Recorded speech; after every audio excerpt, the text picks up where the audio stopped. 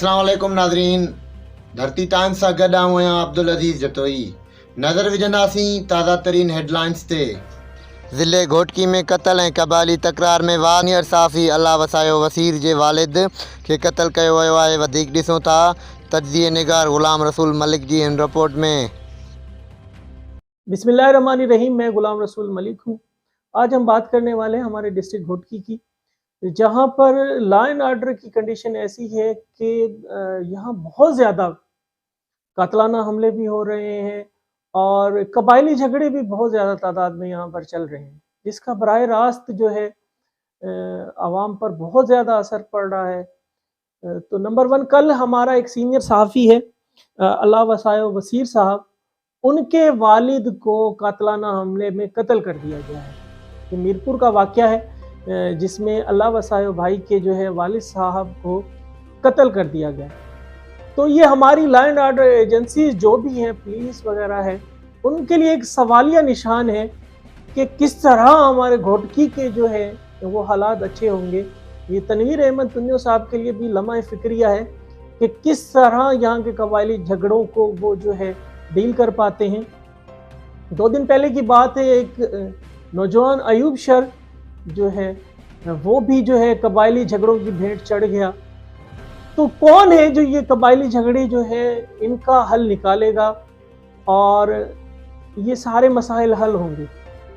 तो सबसे बड़ी बात जो है इसमें हमारे स्टेक होल्डर्स जो आ जाते हैं, यहाँ के अवामी हलकों के जो सूबे के जो हमारे MP MNAs हो गए, हमारा IG साहब हो गया और SP साहब हो गए, और यहाँ के जो मकामी सरदार और वडेरे हैं वो सब हमारे स्टेक होल्डर हैं। अब ये सारी जिम्मेदारी हमारे स्टेक होल्डर्स पर जाती है कि किस तरह से वो जो है इस मामले को ट्रीट करते हैं, इस मामले को डील करते हैं और इन सारे झगड़ों को रुकवाने में अपना किरदार अदा करते हैं। अब वक्त आ गया है, SP साहब को भी सोचना चाहिए और हमारे जो स्टेक होल्डर्स हैं, यहाँ के जो लोग हैं, हमारे कबायली सरदार हैं, उनको भी अब मिल बैठकर अब सोचना पड़ेगा कि इन मामलात को बैठकर हल किया जाए। और हमारे यहाँ जो ये कबायली झगड़े चल रहे हैं, इनको बैठकर इनके फैसले होना चाहिए। हजारों नौजवान जो है, हजारों नौजवान हमारे मारे जा चुके हैं सिर्फ और सिर्फ कबायली झगड़ों में। यहाँ सिर्फ डिस्ट्रिक्ट घोटकी की बात की जाए तो यहाँ बहुत ज़्यादा कबायली झगड़े यहाँ पर चले हैं। पहले ही यहाँ पर बहुत ज़्यादा जो है कबायली झगड़े नुकसान कर चुके हैं। अब रिसेंटली जो कबायली झगड़े चल रहे हैं वो शर, दोंदू और सीलरा तकरार जो है, ये कबायली झगड़े इनके चल रहे हैं। तो बहुत सारे नौजवान इनमें मारे जाते हैं, कभी शर बरादरी के, तो कभी दोंदू बरादरी के, तो कभी सीलरा बरादरी के नौजवान मार दिए जाते हैं। अगर तमाम स्टेक होल्डर्स, यहाँ के जितने भी जो लोग हैं, वो सीरियस होकर बैठेंगे तो ज़रूर इस मसले का हल निकलेगा। और पुलिस की तरफ से आवाम जो है वो मायूस हो चुकी है। अगर पुलिस बर वक्त एक्शन ले, अगर जो हमारी आवाम है उसको अदालतों और पुलिस से अगर इंसाफ मिल जाता है, तो ये जो झगड़े हैं हमारे कबायली झगड़ों में ये ट्रांसफ़र नहीं होंगे।